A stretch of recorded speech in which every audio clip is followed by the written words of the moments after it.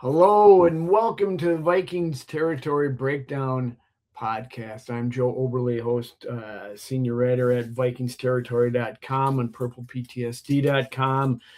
I'm with Mark Craig. He's the Vikings writer, NFL insider, Hall of Fame selector for Star Tribune and StarTribune.com. And we're here to chat you up about the Vikings and the NFL and everything that's going on. And it is the dead season beginning certainly for the Vikings, and the silly season for predictions like Joe Burrow being traded to the Vikings. It's that time of year. But before we get down that road, let's talk a little of the coaching carousel, Mark. I have, with 10 openings that have come open in this off season. That's like almost a third of the league have, it happens, but does this seem to you like it does to me to be really extreme? I mean, 10 coaches being fired or no? Well, I mean, it's on the high end, but it's just the way things are now. This is different in that, the Steelers have an opening, and the top two guys set 18 or 19 and 18 years, with their teams, are out. Tomlin leaves on his own, and then you see Harbaugh, they'll leave. So there's a little bit, but that's just I think we're gonna, the 10-year coach is gonna be a thing of the past here within 20 years. It's amazing. And they're good coaches. I mean, Harbaugh immediately went to the Giants. Stefanski was scooped up by the Falcons. Those guys just left jobs a week ago or so, and they're already hired elsewhere. I mean, does that smack of a mistake to you, or does that? A lot of people will talk about the message. The message grows stale. The message. I buy that, I guess, in maybe Baltimore, if you want to do that, that's fine. But Cleveland, Cleveland's, note to Jimmy Haslam, if you fire a guy, make sure that somebody wants your job, wants the job. Mm-hmm. The Grant Udinski, who was a nobody, Vikings, assistant to the assistant quarterbacks coach 2 years ago. Yeah, I thought you made that. Turned him down. He turns them down. 30, and the thing is, it's probably smart on that kid's part to turn him down. He's 30 years old. Here's, he pulls himself out of the running on the Browns job, which probably makes him look smart. It's a hard job to go to and do what Kevin Stefanski did. Go there, win a playoff game, win Coach of the Year twice, win with multiple quarterbacks, get fired because you supposedly didn't win enough with the crap that you were left over with quarterback wise. 12 days later, you get a new job. And, so yeah, there's still the teams that make good decisions. There's still the teams that are laughing stocks and make bad decisions. And, there's a lot of parity in the league, but you still got extremes on either end. Yeah.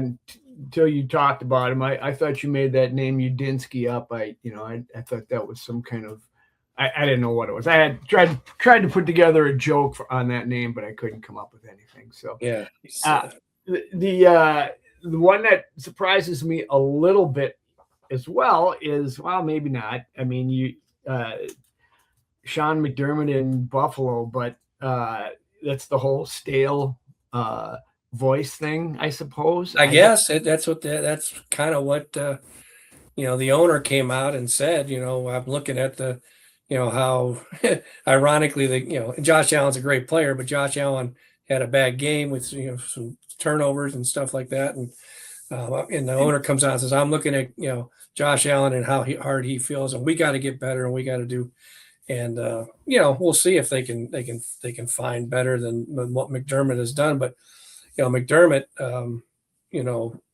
the division championships and knocking on the door as hard as he had. But this is, nothing's really, I mean, I was a kid, late 70s or 79 when Bum Phillips got fired. And, Bum was, those teams, I grew up in Cleveland, but I just loved the Oilers. I loved Earl Campbell and Bum Phillips. And it was just kind of and he took Houston. That was just nothing, garbage. Went to those AFC Championship games, lost to the Steelers. He got fired, and that was kind of the first time I remember like a coach like, wow, why'd they fire that guy? But I was a teenager. But you see it now, and you don't even bat an eye. The one and dones. Frankly, I'm surprised the Jets didn't fire Aaron Glenn. You just almost expect now the guys to go one and done, and when they don't get it done. So you were one. The date like Tom Landry, Bud Grant. Well, Bud had a bad first year, I think. But yeah, like the days of Tom Landry. They're over. You don't get any time to do what they did. I'm having a hard time imagining you as a teenager, but I guess you were at some point, weren't you? I had a little more pep in my step, I think. Okay. Sean McDermott, when I think of him, it's kind of funny. And when I think of the Bills, I think of Josh Allen. And then I think some more, and I think of Josh Allen. And I never hardly ever think of Sean McDermott, but he was always kind of there. He's got this look of an assistant coach who's the head coach, and that's I don't mean anything against him. He just, that's partly my fault for not, knowing more about him. But you never really heard him talk about like we have a quarterback whisperer here. But Sean McDermott, I think it's part of the offensive guys do seem to have more personality and more. They get more airtime, or they get the the Sean McVays where he's got the I'm doing this, I'm doing that, and Sean McDermott is just kind of sitting back, or right, the networks, fans, everyone, they love offense. Well, here's another one that I just got to mention at this point is. Because I was talking about it with my Green Bay Packer chiropractor about an hour ago. I said, his guy's getting a little hot, a little heat in Green Bay. There's certainly chatter about LaFleur over there. I was surprised by that. I know the Packer fans have been frustrated with his conservative play calling. And he was this guy was talking about, and he pays a lot of attention. And he just says, I think it would be nice if they would get an offensive coordinator who could push back on, who had strong enough to push back to LaFleur on his conservative play calls down the stretch. And I just go, wow. I mean, the guy has just done nothing but win over there, and even he's catching the heat, I guess, if you don't get back to the. Well, I mean, where do you think we're going to be talking about if the Vikings miss the playoffs next year? I mean, I know we're not going to be talking about Kevin's coach of the year last year and what he did with Sam Darnold, especially if Sam Darnold wins the Super Bowl this year. We're not going to be talking about that. We're going to be talking about Kevin O'Connell has been here 5 years and 3 years missed the playoffs, and and in the grand scheme of things, it's I think it was good for more reasons than just having a winning record this year, but it comes in handy whenever O'Connell can say that last year wasn't a losing year; it was a winning season. So in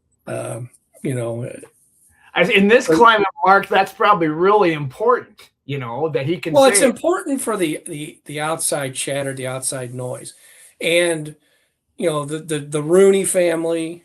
I'd say the Wilfs. Some of the more Baltimore, even though they did fire Harbaugh, there's certain places that seem to be run by the outside chatter. I'd say Cleveland's one of them. And there's also teams that it doesn't matter what the outside chatter is. Mike Tomlin, if Mike Tomlin had stepped aside, he'd be coach of the Steelers right now, and the Rooneys wouldn't give two craps about what anyone's saying about it. That's rare. That's very rare in the NFL. Yeah. Well, you bring up the Steelers, so I'll start with that. We're just going to talk about some of the coaching hires that were made in this this climate of many coaching openings. Mike McCarthy was hired in Pittsburgh. I was surprised by that. I figured he was done and retired, and he's coming back. I know he's from Pittsburgh, and it makes sense. And you intimated this in an email, and it certainly came to mind for me was, does this mean Aaron Rodgers returns? And I don't want that, because I was hoping his last pass would be a pick six of his career, but now he'll probably come back just to so it isn't, Well, I would think it makes sense that I think McCarthy comes back thinking, let's try to rekindle something with Aaron Rodgers as opposed. And I don't think the Steelers made it to try and keep Aaron. They don't make decisions like they don't make flimsy. It's let's see, they've only had 3 hires since 1969, so this is their 4th one since Chuck Noll, coaches up to from 69 up to 91, and then Cowher, and then Tomlin the last 18, 19 years. So it goes against, their trend, I guess, over the past half century of younger guy that's going to be there for 20 some years. Mike McCarthy, I think, is in his 60s, so I don't think he's going to be coaching until he's 82. Right. So it was a little different hire, for the Steelers. Maybe he'll bring in Zimmer as his defensive coordinator, because those two guys are buddies, right? Yeah, we got to get Zim back in here somewhere. Yeah. Maybe he'll take the Cleveland job. Cleveland's having a hard time not only finding a coach, but fulfilling the Rooney Rule, where you got to interview 2 minorities in person. And Brian Flores isn't going to go through that. First of all, Brian Flores is too smart to take the Cleveland job. Cleveland wants to keep Schwartz and their defensive situation in place, which Jim Schwartz will probably end up being the head coach by default, because no one else is going to want the job. But Flores wouldn't go through a sham interview in Cleveland. Flores was he seemed like, for us Vikings fans, we were worried about him going to Pittsburgh, because he did coach there before he came to the Vikings, and great organization. And granted, they just got rid of a defensive guy, but are you surprised that Brian Flores, who could his contract that he got the extension with the Vikings, does include the proviso that if he gets a head coaching job, he can go? Did that surprise you a little bit that he wasn't? They interviewed him, but what it tells me is that he had the Steelers job in mind, and it was one of those where the Vikings wanted an answer. Hey, because we need to know, and I think whenever it became obvious that, I would say he was looking at the Steelers job, and to help the Vikings to be like, okay, I'll sign a contract, but if I get a head coaching job, I get to leave. And okay, that's fine. I would think that Flores at that point is starting to think, well, he's not going to get the Steelers job. What's left is, Arizona. I think, at one point, he's had a shot to go to Arizona. He doesn't want any part of Arizona. Cleveland doesn't want any part of Cleveland. The Raiders, I don't see him, wanting to be a head coach there. And Buffalo, but there's no indication that he's been linked to Buffalo at all. So, Buffalo would be a great job for him to go to. Was McDermott an offensive guy or defense? He's defensive. The defensive guy. He came with the Eagles, and yeah. And you've said many times that an organization likes to go in in style, from the hard-nosed guy or an easy guy to a hard-nosed guy, and vice versa. And then they also there also is a trend towards having offensive guys as your but the more I keep saying that, the more they keep hiring defensive guys. Halfley goes from defensive coordinator in Green Bay down to Miami. Jesse Minter, defensive coordinator with their Chargers, goes to Baltimore. Saleh gets another opportunity to be a head coach in Tennessee. Wow. Harbaugh is, he was he's special teams guy. He was a special teams guy, but he's been a head coach for so long that he just, McCarthy, obviously an offensive guy. But yeah, they're, hey, hooray for the defense. That's good to see, that some of these guys, and Flores, when they look at, when you look at defenses and how you play and how you can spot people, that's why Brian, the Steelers put you through the interview and they had an interest. That says a lot about you, whether you get the job or you don't. You're from Cleveland. Talk to me about how things deteriorated so quickly for Kevin Stefanski. I still quarterback. Yeah, pardon me, quarterback. Well, yeah, I mean, we need to 100%. fill the segment, Mark. Fill the segment. Okay, they gave a crappy quarterback who was under investigation and got suspended for slimy things. $250 million guaranteed, came from the top ownership. It trickled down. They gave him a couple extra years to not look like total schlubs, and then they fired him because he was 8-26 over the last 2 years, which I noted to you. I know. We'll talk about that later. Okay. Teaser alert. Yes. But yeah, it's quarterback. I mean, that defense. You put that defense on any of the other playoff teams, and they have, they're probably playing for the Super Bowl. Two-time he comes in as a head. I mean, he was highly touted. A lot of people in the Vikings organization or Vikings Purple Nation wanted him to be the head coach here before he left, and we ended up with Kevin O'Connell. But goes to Cleveland, 2 times coach of the year. He knows what he's doing, and it's obvious to everybody in the world that it's the quarterback problem. I mean, what they did at quarterback above his pay grade, and he's the fall guy for it. I just think it's wrong. And you just back that up by a week or so later, he's hired in Atlanta. Right. Yeah. They also traded Flacco early in the year and basically had decided to audition 2 rookie quarterbacks. So, Kevin's better off. I mean, Kevin's one of the rare guys that gets to go to Cleveland and doesn't come out with the stink of the Browns all over him. So he gets to leave that in Cleveland and go, and Atlanta. I don't know what kind of job Atlanta is. I mean, the young guy is, now he's damaged goods. He's got another knee injury he's coming back from. Kirk, I mean, what do you? It's good that they have a relationship with Kirk, and right. That's good. That's one of the reasons he got the job, is to make something out of that Atlanta situation. But yeah, it's, you can do you can do some really good work with the quarterbacks like he did when he was winning coach of the year, like O'Connell did with Darnold, but there's limits. Stefanski with 2 rookie quarterbacks, Gabriel and Shador, you're not going to win consistently with that. O'Connell with Nick Mullins and even though we had fun with the Pastronaut story, that lasted about 2 weeks before that dried up. There's limits to what you can do. This league is about the players. The players win games. The players lose games.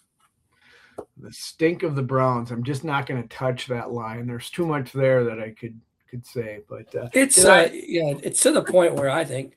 I mean, you're still Browns fans are going to die. They want them to win. They want them to win, but it gets to the point where you're like, be cool if Stefanski went and won a Super Bowl. Did I read somewhere that Shador got named to the Pro Bowl? Is that right? No. Well, I think by the time the Pro Bowl starts, and this is back when they actually had a game. I think you and I were like, 7th alternate or something, 7, 8, something like that. I think everybody goes to the Pro Bowl. So yeah, that's why I've just discounted Pro Bowls. It's all for me. It's like, it's all pro. How many all pros you got? I don't care how many Pro Bowls you went to. Right. It's just funny because even so, that's, he played like 6-7 games tops or something like that. Well, I mean, have you noticed how popular he is and how it doesn't matter where he was drafted. Everyone talks about him. I'm sure it's on ESPN, but they got that little Tuesday night flag football game they got to play. They want Shador in that game. They want Dion on the sidelines, and that's sort of what rules the day. What did you think about Robert Saleh? Just was he just 1 year gone from the debacle in New York with Aaron Rodgers and the Jets, and he went and I saw him on the sidelines. Who's he playing for right now? He's a head coach or a defensive. Went to Tennessee. Yeah, he went to Tennessee, but I mean, he was defensive coordinator for the 49ers. That's it. So he came out smelling like a rose after getting blown up in New York, and then rehabilitating 1 year, and he's back. Yeah, I mean, that's what happens with these guys. You go to New York, you look like an idiot. You go to San Francisco and have that, that culture, that system, that that you're going to win with whether you have Bosa, you're going to win whether you have Fred Warner. You keep winning. There's limits to it. You whenever you get into the playoffs, you're going to have games where if you don't have the horses, you're going to get spanked by Seattle, which is what knocked them out of the playoffs. Just for the record, then, anyway, if there's 4 teams remaining where Flores could go: Arizona, Las Vegas, Buffalo, and Cleveland. And you kind of went down that list. You don't see him landing in any of those. No.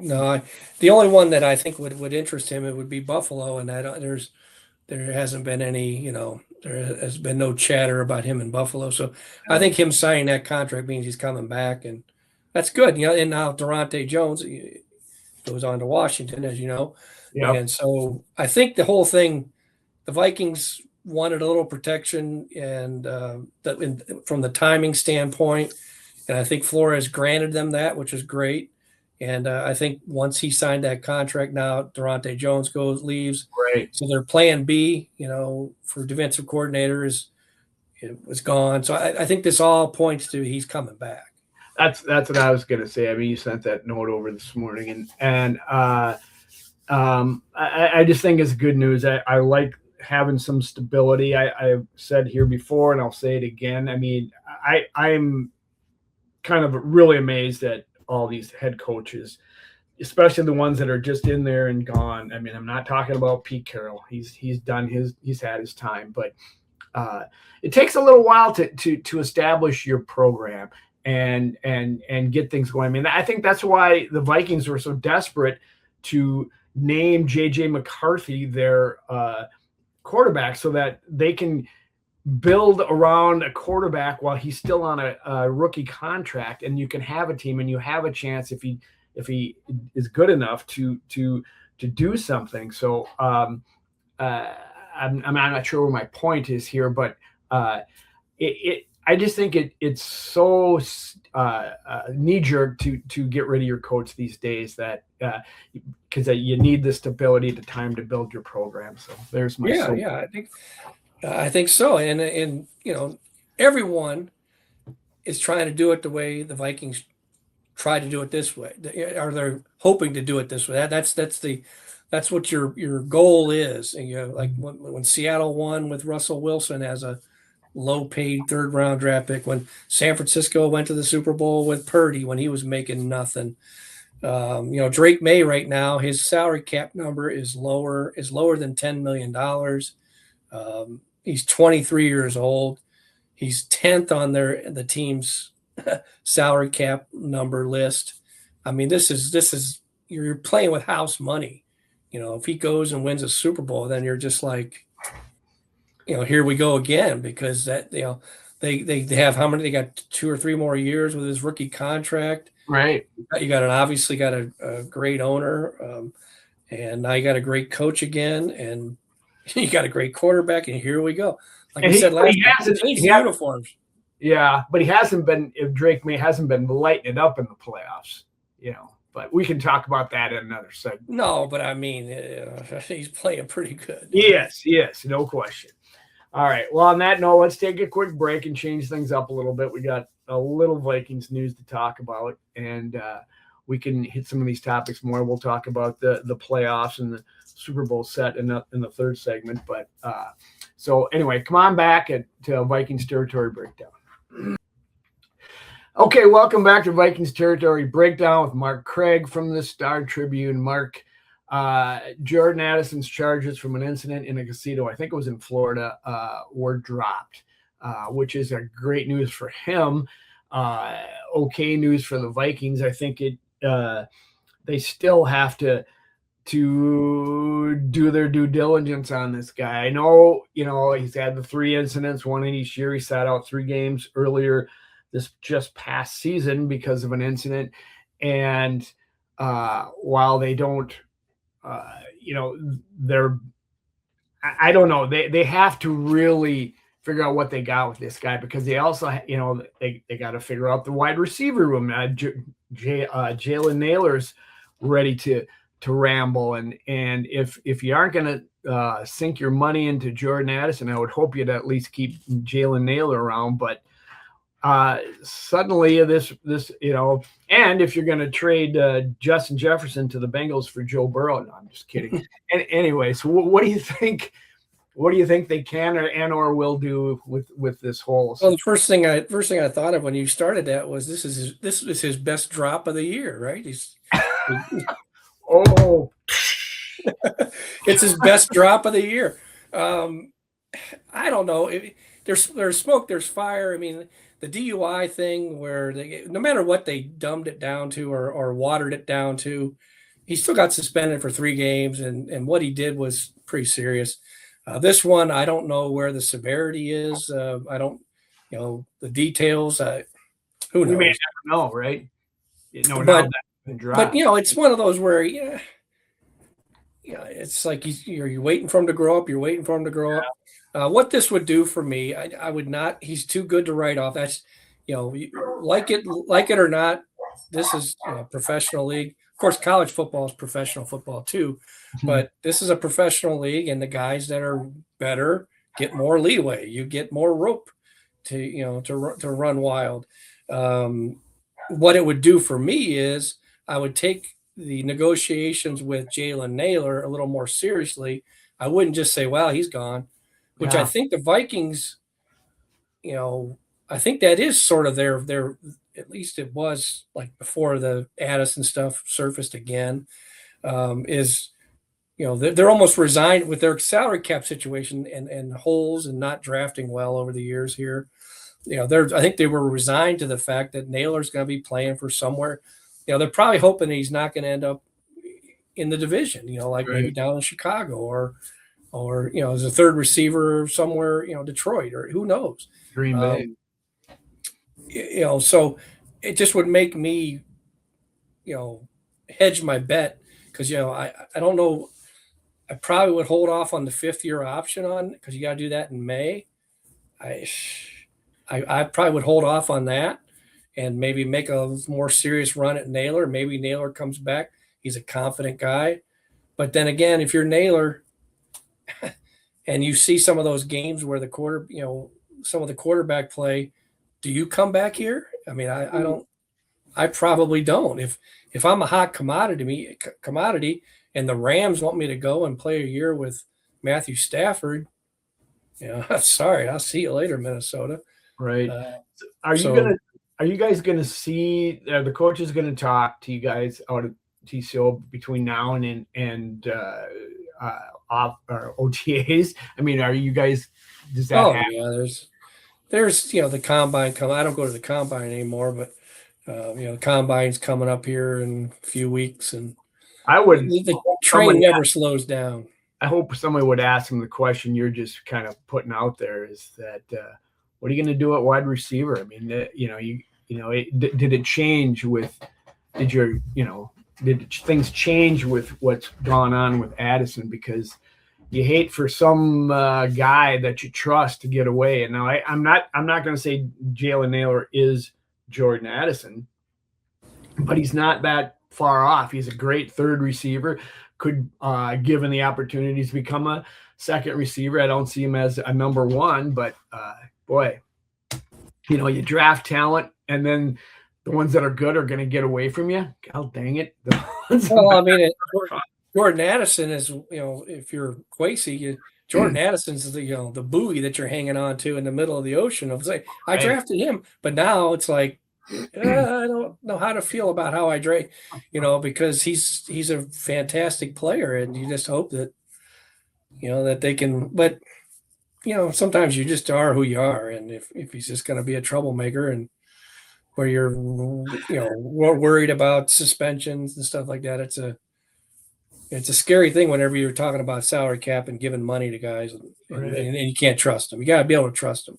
Certainly something to watch as time progresses here in the off season. I think the new league year is in March. Is that right? Is that when the new league new year? Yeah, I mean, that's free agency starts. Letting that there's the legal tampering period and all this stuff. And well, until then, we just have to talk about hot takes and rumors like Joe Burrow being traded to the Vikings. I mean, it persists, and I contend it's nothing more than persists because, yeah.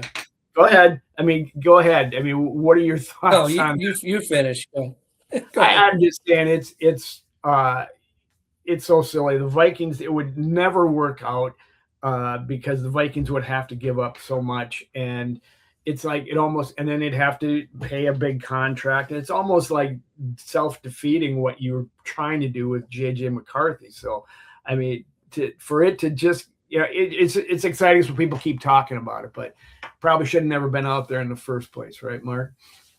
Yeah, I mean, I don't know if you've noticed this about our world right now, but the truth and integrity, or like, it doesn't really it's a toy to be played with, and just it's not I mean, like the Star Tribune, I don't believe anybody has referred to it. We're as a mainstream media, we try to when it is what it is, when we see it as a duck and it quacks like a duck, and we know it's a duck, we kind of ignore it.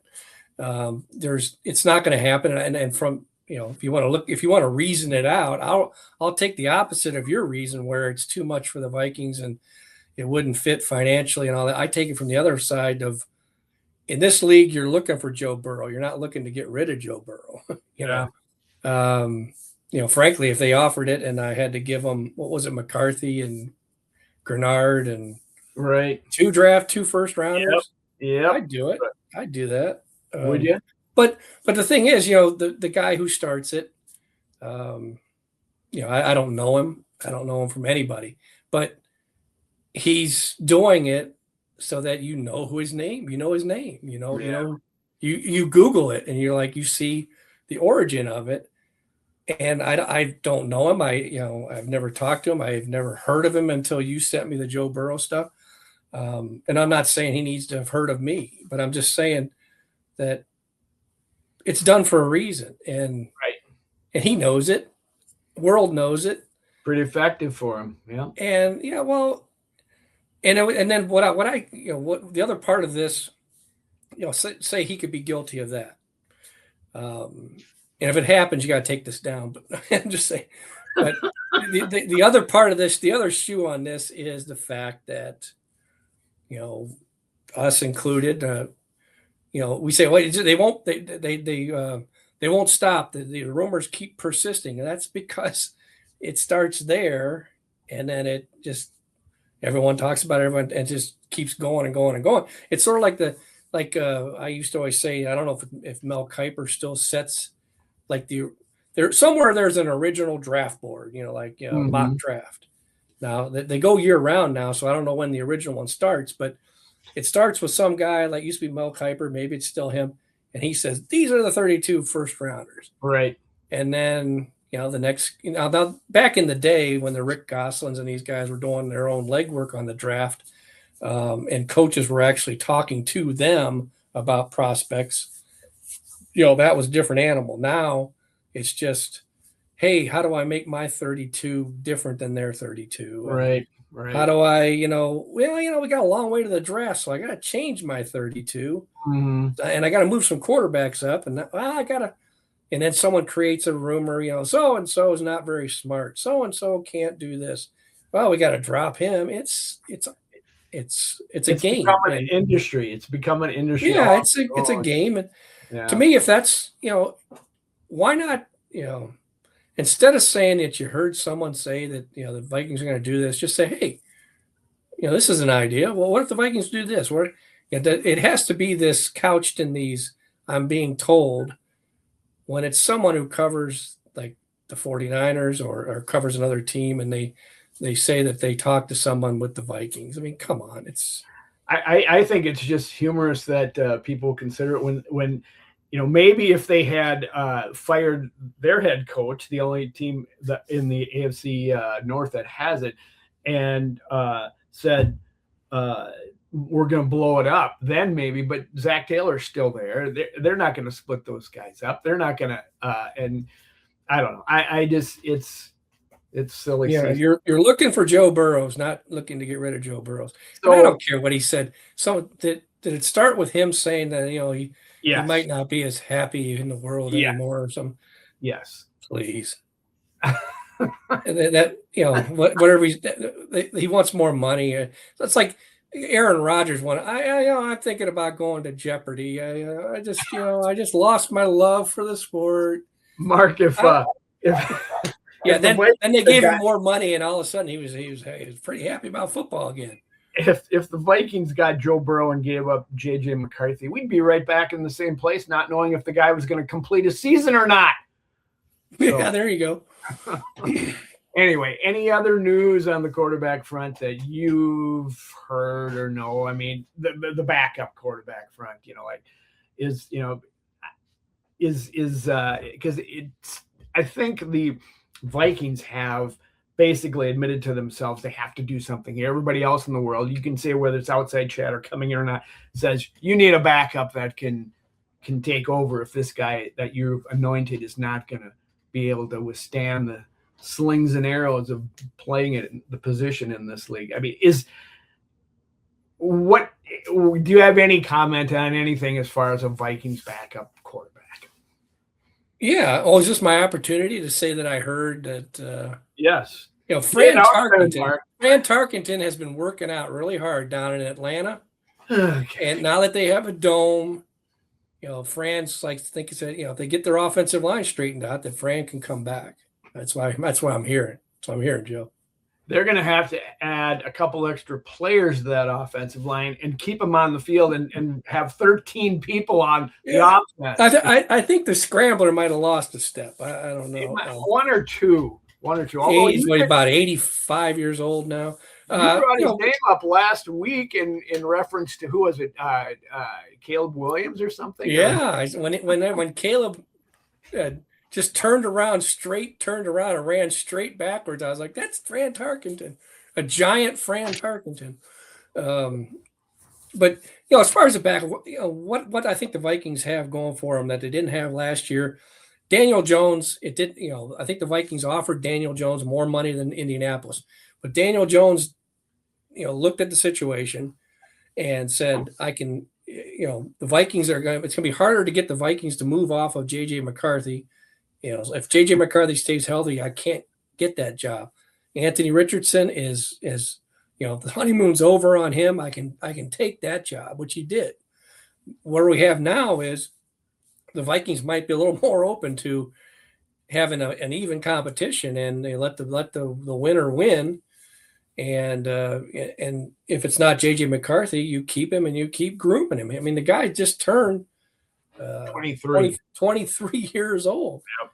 Well, that's the admission of a mistake then, if that's the way they're going in, which is a good thing. I mean, that's not a bad thing. You're going to make mistakes. At least if you can acknowledge them and correct them, then that's good. Right. If they're worried about what's happening on the outside, what's the story is, if you worry about what the fans are saying, you're going to be sitting with the fans. There's a lot of truth to that. It could be an admission of whatever you want it to be, but they'd still be better protected at quarterback than they were, for most of this year, where it was just, you had a Super Bowl caliber a playoff caliber defense. If the run defense had been better, it'd probably be a Super Bowl caliber defense. Yep. But and you just couldn't. You're just slogging along at quarterback, and if you want to do that again and say, "Yeah, we're right about JJ," and waste another year, go ahead. Well, I'd want somebody to make him earn it. I mean, the days of anointing the quarterback should just look at Sam Darnold. We'll talk about him, I know, but I was just going to go that way because you laid out the Danny Dimes situation. I'd like you to lay out the Sam Darnold and how that went, because the Vikings, a 2-year player is in the Super Bowl this year. I got a quarterback that's in the same draft as J.J. McCarthy. So is a former Vikings backup who was just here last year. And that's got to, no matter what, you think about all this, and if and I've been the biggest proponent of the Vikings they offered him a contract to Sam Darnold. He knew that he was the anointed one, was going to be quarterback, and he was going to be backup. He went and got more money. Good for him. Good on him. But I think they still, when they look at that now and see Drake May and Sam Darnold in the Super Bowl, it's got to hurt just a little bit. It makes them Drake May.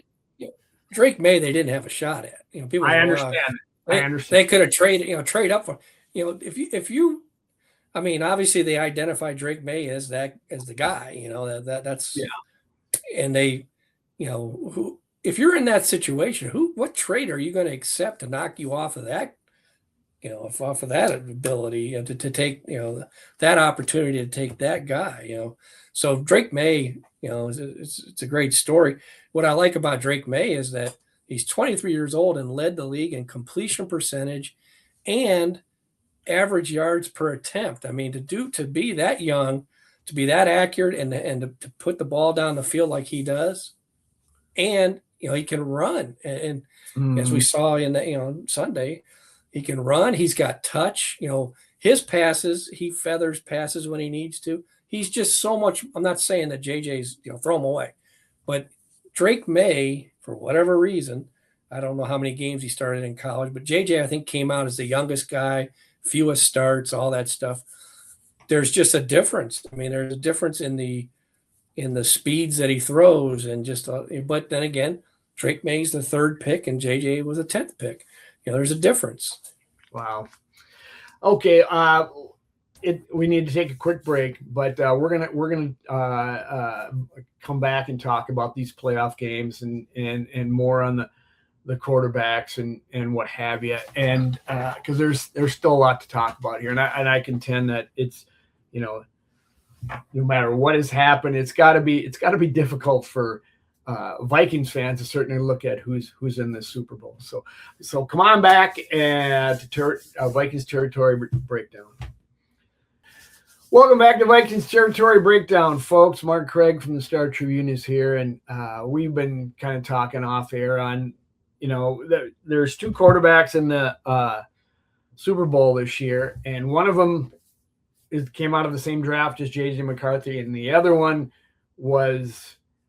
came in second to to J.J. McCarthy as who the Vikings wanted to be their quarterback. Sam Darnold. As a Vikings fan, it's a little difficult to watch. I'm happy for Darnold. He seems like a great guy. He did what was best for him, both from a financial standpoint and a competitive standpoint. And I think he found the right team that surrounds him, because he hasn't been great guns in the playoffs, nor is Drake May. They've done well all year. They're doing what they need to do. They got their teams to the Super Bowl. They're making plays. I'm not saying that, but their numbers aren't huge. But so good on Sam Darnold. Go to the Super Bowl and have fun. It's hard not to think what if, but that's just not even worth thinking about in terms of the Vikings. Is it, Mark? Well, I'm sure it is, and people, it is, when you have a quarterback like that, people will say, just you got to do what you got to do. You got to keep him. But I think in the Vikings, in defense of the Vikings, is they won 14 games. The ending was so horrendous, and not that it was all his fault, but he didn't rise above the weaknesses of your roster. And the Vikings, they first of all, they had a plan with J.J. McCarthy. They invested. No quarterback in the history of the Vikings has ever been drafted as high as J.J. McCarthy. They had the quarterback whisperer. They look what the feeling is. O'Connell did that with Darnold. He can do it with J.J. There's the whole financial. The reason had nothing to do with football. It was financial. They had him for 1 year for $10 million. Now that 1 year, $10 million suddenly went to over $100 million for 3 years. Right. And, because they haven't drafted, their drafts have been weak. There's a lot of holes to fill. throughout the roster. So they went out and they spent, more than anybody else on free agency. Now, it wasn't all money well spent for sure, but the thing was build the roster around JJ. Sam, thank you. Go on. It helped that Seattle was sort of like Tampa Bay when they needed a quarterback, and they got Seattle was like Tampa Bay. Darnold was not like Tom Brady, but they just needed a quarterback. Jameis Winston was the reason that the Bucs couldn't win a Super Bowl. Tom Brady comes in, they win a Super Bowl. Seattle, we forget Seattle has they have great talent, good offensive line, a fantastic running back, great defense, the number one defense, scoring defense in the league. Sam comes in, doesn't have a great season.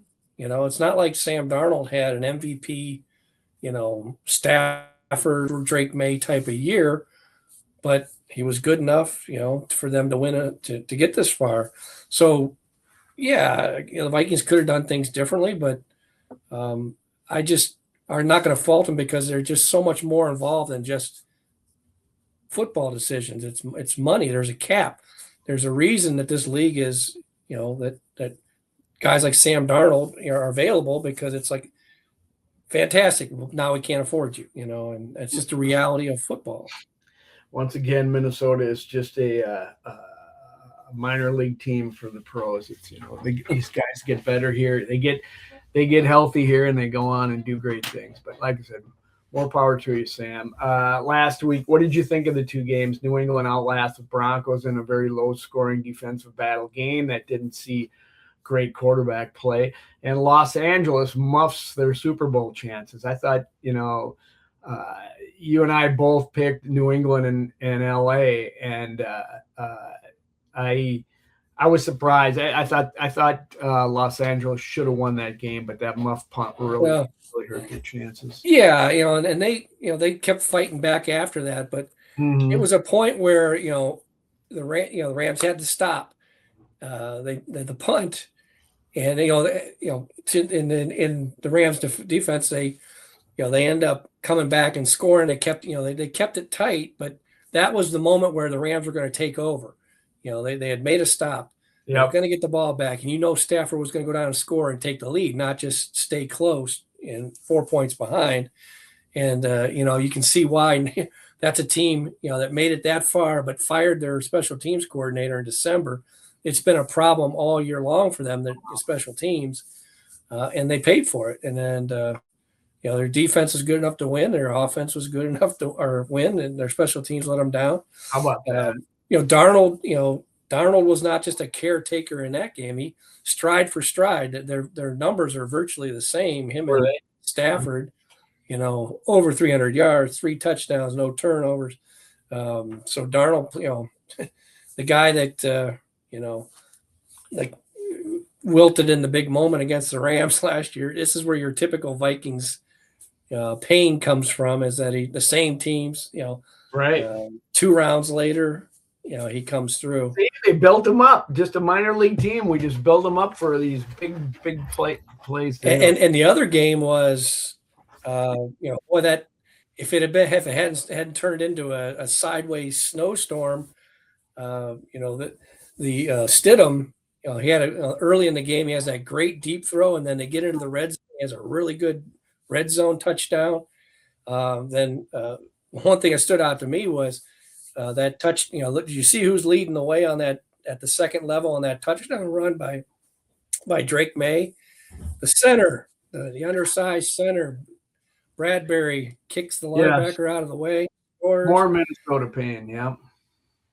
Now, Bradbury's a situation where, and I wrote about it for, I don't know what we call today's paper. I wrote it for the internets, as Sid used to say. You wrote it for something that says Star Tribune. But at the end of last year, it was Sam Darnold couldn't handle the big stage, and one of the first question I asked O'Connell afterwards was, where does offensive line rank? And that's where Kevin came out, and he not only took what I said. I expected him to tap dance and say something different. He went, we got to fix the interior of the offensive line first and foremost. So that meant, Bradbury, he's literally at the center of that interior of the offensive line. He's out. And in their defense, we were all on board with it. I was like, no brainer, should have been done earlier.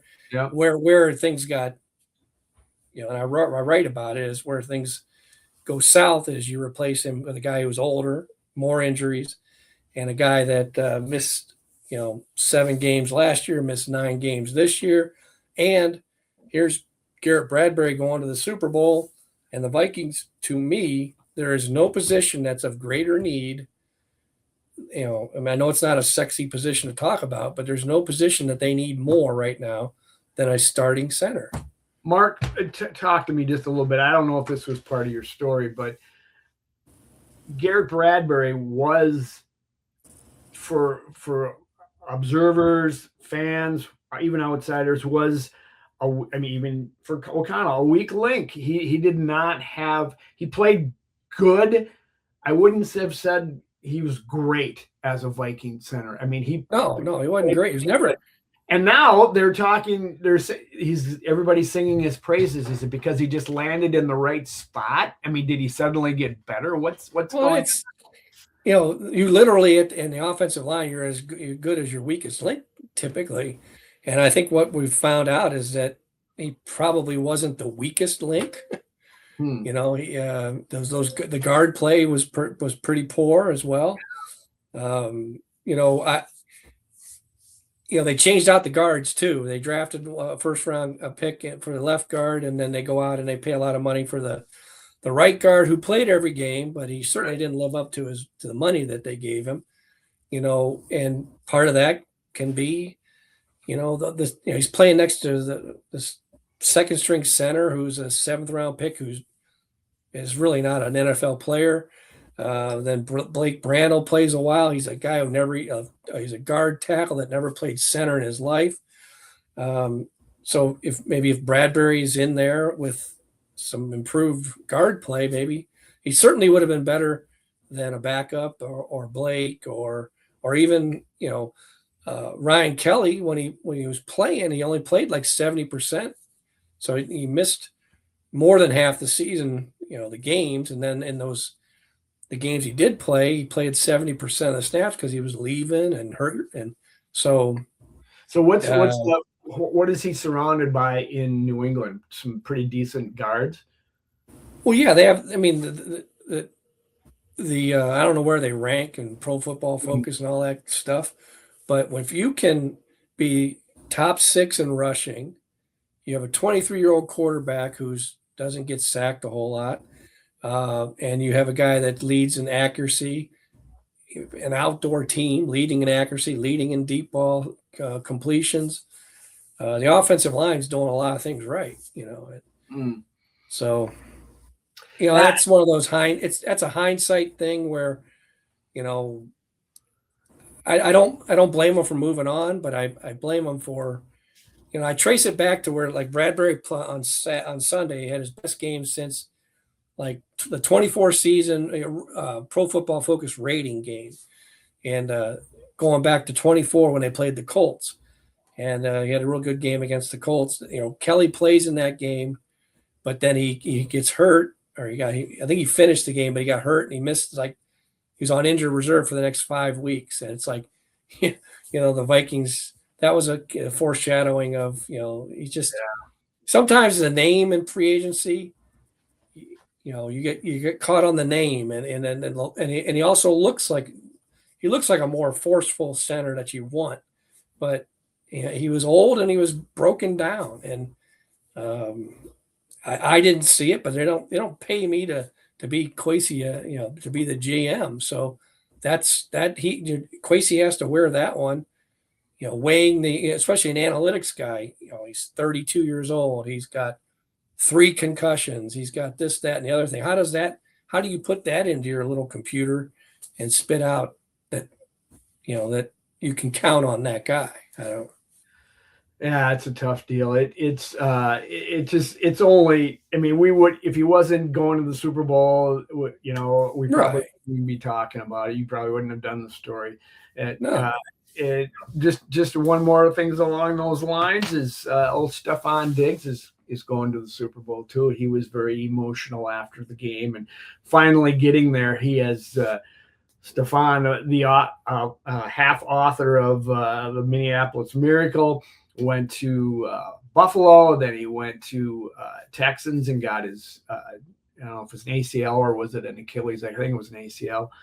And now he played the season in New England. And he's going to the Super Bowl. And so what are the Vikings supposed to do with all these former Vikings in the game? They can't all lose. Someone's going to win. Some former Vikings are going to win. No, there's no ties. Yeah, I mean, Diggs, hey, when things are going good, Diggs is good to have on your team. When things start to go south, you don't want him anywhere near your team. So good thing that young quarterback is as great as he is, because if he was struggling, like I wouldn't want Diggs anywhere near J.J. McCarthy. I'll take Justin Jefferson, conducting himself the way he did. I think there's more chances of J.J. succeeding next year being around Justin Jefferson and how Justin handled himself this year, as opposed to what would have happened if Diggs was here. First of all, Diggs would have, would have forced his way out. Then you'd be looking for a receiver, and there's a lot to be said about how now they need to reward Justin and don't make him go through it again. Yeah, that's a great point. Maybe suddenly when I hear it in that regard, Jordan Addison's looking a lot better these days. But I did want to bring up one stat, and you teased it early, but you sent it to me. Mark is always digging in the stats and finding very interesting stuff and good stories out of it. I'll just let you. It was an NFL stat that gives teams such as the Vikings and the Browns hope. What do you want to talk about? Teams. You left out my. Yes, I did. Leave out your word. Descriptive terms. And I saw this on the Cleveland Plain Dealer, their website. That first of all, I knew that the Patriots are the first team to ever lose 13 games and then turn around and go to the Super Bowl the next year. As if there's not enough good news in Patriots history. Now you got that one too. Oh, kid. And they'll probably be there for the next. I don't know if it'll be like Brady and Belichick, but they're going to be there for a while. They got a punching chance at that with what they got going. But they were 8-26 or 8-20, 8-26 the 2 years before this year, and they went to the Super Bowl. The Cleveland Browns, their last record the last 2 years, 8-26. So next year, whoever their quarterback will be. How is this good news for the Vikings then? I don't get it. Because you're better than 8-26, I guess. Oh, okay. But I mean, it is, and I'm sure that, I'll probably be, I'm not big on anniversary, right? It's been 25 years since this. It's been, 30 years, 40 years, 50 years. But I think the 50 years from the Super Bowl, which is coming up next, January, right? First one? No, the last Super Bowl was Super Bowl 11. So next year will be Super Bowl 61. Okay. So, you would think in 50 years, I mean, obviously with Cleveland, you would think in 60 years or, so, the Vikings did go in Super Bowl 11 and then not again, and you look at just all the other teams that go, and it's like, you're going to get rid of our last three viewers, and they're all our age. They're all dying out. No, I say this is a roundabout way of saying that, it doesn't have to be a slow buildup. If something's going to happen next year, we're going to be completely blown away by it. Drake May was a 13-game. Well, I don't know if he played every game as a rookie. I don't think he did. But the Patriots and Drake May were 13-game losers last year. J.J. McCarthy, he could be a 13, 14-game winner next year. His record's over 500, isn't it? JJ's? I would be, that's the thing. So it's another one of those little nuggets that helps how they handled the end of last year's. He got credit for the game where he left at halftime. Or the game that he left, like in the start of the third quarter. Yep. So, but I'm just saying that this league, when you look at who's in the Super Bowl, two teams that didn't make the playoffs last year. One of them was horrible last year. The other one was the last team to not make the playoffs. The that Vikings. Can't be very common, can it? That where you have. Well, it's the greatest show on turf. The year before the Rams in '99, they were the worst. They won 5 games. It's more common than you think. 87 Twins. Worst. Exactly. First. Yeah. So obviously when you have stretches where it's the Chiefs every year, you lose sight of the fact that this league you can turn around on look at the Bears. Who's not going to pick the Bears to be the favorite in the division next year? They got to be the favorite, but I'm going to take away their 4th place schedule and all those turnovers because they're not going to happen the same way next year. I think I'm going to take whatever happened this year and turn it on its head and pick the complete opposite. That's just what we're here for, to turn it all on its head. So. I will say that I've been reminded by at least a few people of my. I don't even know why I do it, because I don't care if people come back hindsight and shove it up your nose. My thing was J.J. McCarthy would be 10-7 and Sam Darnold would be 7-10.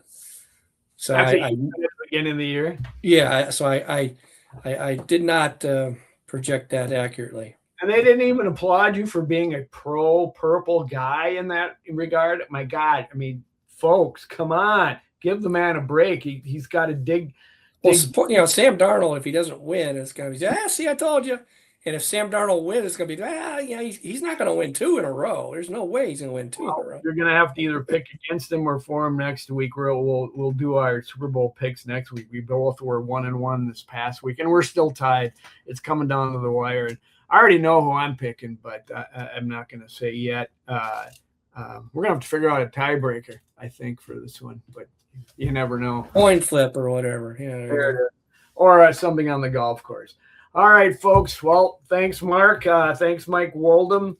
Thanks, Joe Johnson. And thanks, everybody, for tuning in each week. We appreciate it. We'll come back next week. We'll talk about, that week building up the Super Bowl, try to preview the big game, and we'll start the off-season speculation on the Vikings because Mark will have that all nailed down by then. Won't you, Mark?